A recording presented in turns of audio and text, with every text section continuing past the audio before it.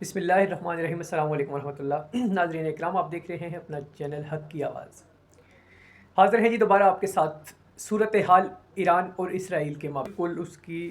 مرضی اور منشا کے مطابق بنائے۔ تو ایران نے بجائے اس کے کہ وہ امریکہ کے ان شدید قسم کی جو جہریت کا مظاہرہ اس نے بیانات میں ڈونلڈ ٹرمپ نے کیا، اور جس طرح کہ وہ جنگ میں شامل ہونے جا رہا ہے، ان کے جو جنگی جہازوں کی نقل و حرکت کو بھی دیکھا جا رہا ہے، عالمی میڈیا بھی اس کو رپورٹ کر رہا ہے، تو ایران نے نہ کہ کوئی مفاہمتی راستہ نکالنے کے بجائے، مگر ایران نے امریکہ کو بھی بھرپور قسم کا جواب دیا ہے، اور اس نے کہا ہے کہ اگر امریکہ اس جنگ کا حصہ بنے گا تو امریکہ کو بھی اس کا بھرپور نقصان اٹھانا پڑے گا، کیونکہ جس طرح سے اسرائیل کو ایران نے جھٹکا دیا، جھٹکا نہ کہ بلکہ اس کو ٹھیک ٹھاک نقصان پہنچایا، ٹھیک ٹھاک ڈیمیج کیا، جس طرح سے اس کو وہ سوچ بھی نہیں سکتا تھا، نہ ہی امریکہ یہ سوچ رہا تھا ایران کے بارے میں کہ ایران اتنا بہترین طریقے سے جواب دے سکتا ہے اسرائیل کو۔ تو اب جب امریکہ نے دیکھا کہ اسرائیل کمزور نظر آ رہا ہے، تو امریکہ نے مکمل حمایت ہی نہیں بلکہ جنگ میں کودنے کا اعلان کر دیا ہے۔ اس نے اس جنگ کو اپنی جنگ بنا لی ہے۔ ناظرین اکرام، ایک مثال دی جاتی ہے ہمارے ہاں کہ جب دو بچے کوئی آپس میں لڑ پڑے تو جو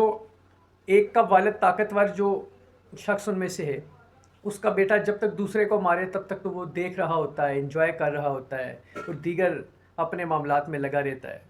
اور جب دوسرا اس کو مارنے لگے یا اس کی امیدوں سے ہٹ کے وہ اس پہ اٹیک کرے تو تب وہ ایک دم سے بیچ میں آ کے چھڑانے کی کوشش کرتا ہے کہ نہیں، کام خراب ہو جائے گا، لڑائی ہو جائے گی، فلاں فلاں ہو جائے گا۔ جب تک اسرائیل نے ایران پہ اٹیک کیے، ایک نہیں، دو نہیں، تین سے زیادہ اٹیک کیے جب، تو تب تک تو امریکہ ایک نیوٹرل سچویشن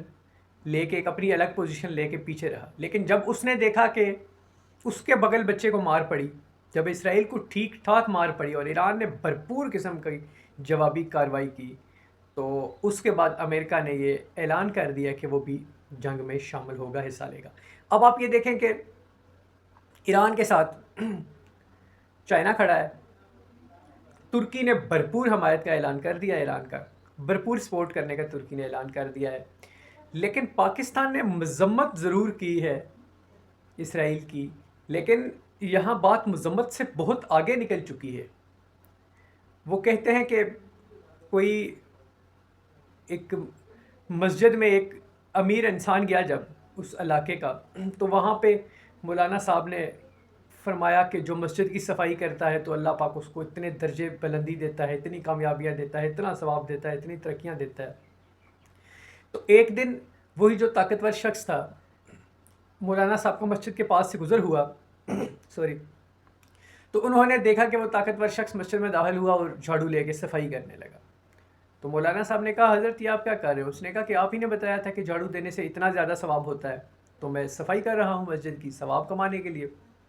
تو مولانا صاحب نے ان کے ہاتھ سے جھاڑو لیا اور لے کے کہا، حضرت یہ ثواب آپ ہمارے لیے چھوڑ دیں، یہ ثواب ہم کمائیں گے یا اور کوئی محلے کا کمزور انسان کمائے گا، آپ اپنی حیثیت کے مطابق آپ مسجد میں جو اس کی مینٹیننس کا کام ہے اس میں حصہ ڈالیں، آپ بڑے کاموں میں ہاتھ ڈالیں، زیادہ ثواب کمائیں جو ہم لوگوں کی پہنچ سے اوپر کے ہیں۔ حکومت وقت جو ہے اس وقت پاکستانی حکومت کو شرم آنی چاہیے، وہ اس وقت پہ بھی مذمت کر رہا ہے، نہ کہ اس وقت تو انہیں اسرائیل کی مرمت کرنی چاہیے ٹھیک ٹھاک طریقے سے، یعنی اسرائیل کے خلاف انہیں ایران کی حمایت کرنی چاہیے، انہیں بھرپور ہر لحاظ سے ایران کی حمایت کرنی چاہیے۔ لیکن میاں محمد شہباز شریف صاحب واللہ عالم کس معاملات کے تحت چل رہے ہیں، کیا کر رہے ہیں، پاکستانی حکومت کیا کر رہی ہے، کیا سوچ رہی ہے، لیکن یہ ایز اے مسلمان ہونے کے ناطے، ایک پاکستانی ہونے کے ناطے، ہم تو ایک پبلک پوزیشن ہے میری، میں تو بھرپور